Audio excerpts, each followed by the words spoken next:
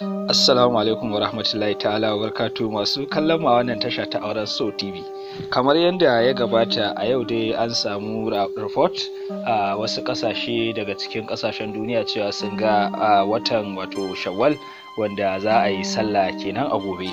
To a nan dai ƙasa Najeriya ana nan ana ta wato cece kuce inda manyan dai masana suna ta zuba ido ganin wannan wata na Shawwal inda ake sa ran Allah ya zama gobe kenan an yi sallah.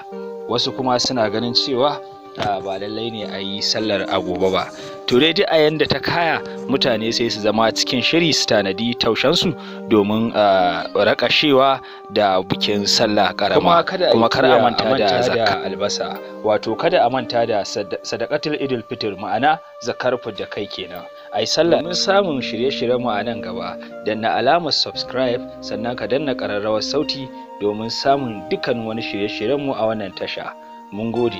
Auren So TV.